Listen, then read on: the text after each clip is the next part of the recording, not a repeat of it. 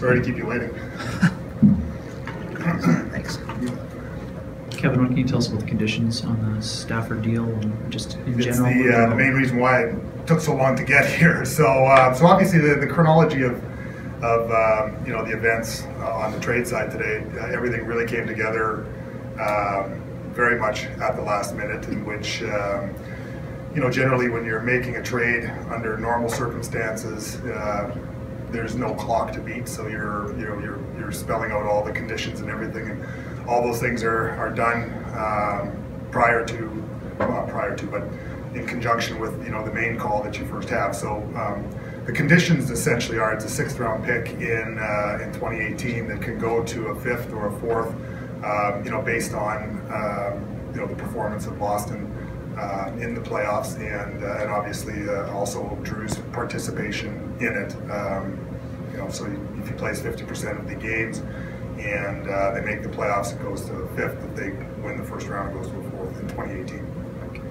Overall, did you get many other calls in your other UFAs? It was an interesting time, and I've said before, every deadline takes on its own life for different reasons. Certainly your own circumstances, but it was a very, very quiet deadline when it came to the volume of calls, and for a period of time, a lot of the calls were outward as opposed to inward, and but as far as the overall lead up, and that was kind of quasi-normal. With doing your due diligence, but on a day like today, it was actually very quiet.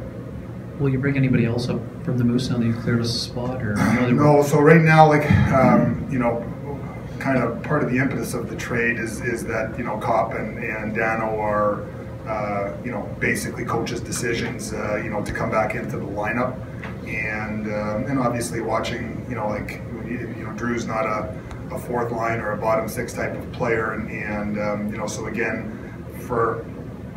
if there's not an opportunity for him to play in the top 6, given Ehlers and Laine's type of bursting onto the scene, that again, it was an opportunity for sure for us to get Kopp and Dano back in the lineup and get them playing again.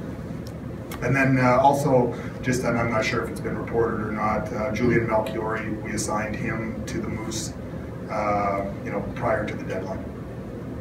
It was a very, and again, I'll have to reflect back a little bit. Like the volume, the number of deals that were done today was very low. I think, I wasn't really paying a lot of attention to a lot of things.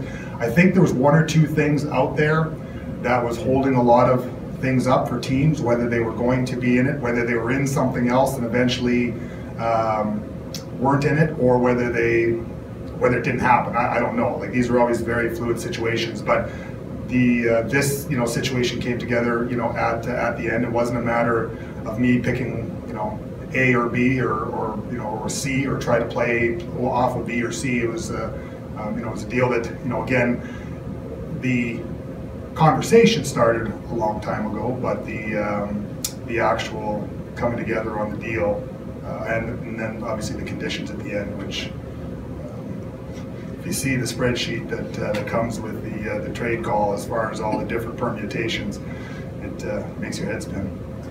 A couple of years ago, when you acquired Tlusty around this time, yeah, and some of the moves you made leading up to it, you said the message was clear from you to the team that we're all in here. What message are you sending to the team when fans? Well, I think the message is that for us, obviously, we made a decision that we weren't going to re-sign Drew in the summertime, and that we made a decision if there was an opportunity to ensure that players that are going to be affected, not only by the expansion draft, but be big parts of this future, again, come back into the lineup. It's not like we're calling someone up, to give them a better chance. These are players that have been with us for the vast majority of the year, and have had the unfortunate injuries at different points in time that have put them out. So it's a matter of getting them back in the lineup. Essentially, kind of like maybe some deadline acquisitions, but again, if it's going to push Drew into a situation where he's not useful for us, then it really doesn't help us both now and in the future. So The message to the fans, again, for us is we've got a big game coming up here against St. Louis. That's the team that, obviously is right in front of us and is, at the forefront of our mind. And, again, I think with the opportunity to put our best lineup on the ice, that's what we were with an eye of doing here in doing this trade. Well, again, you don't want to get into any kind of negotiations or anything up here. I think that there's probably opportunities on both sides that you can look at and say it's been successful. Again, for me, I don't see Paul Maurice as a guy that coaches for his job per se each and every day, because I believe he does.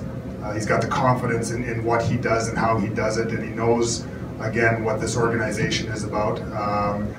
Again, at the end of the year, Paul and I will, obviously, with ownership, sit down with, together and see, where the direction goes.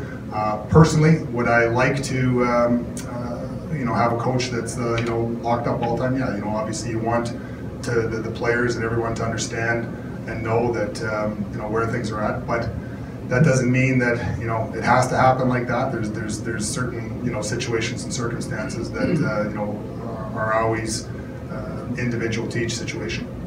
Is it too soon then to say you'd like to sign him to an extension before the next season comes along? Again, for me personally, certainly I have no problem sitting down talking to him about about an extension. But again, we're in the middle of the season here and we're trying to make the playoffs.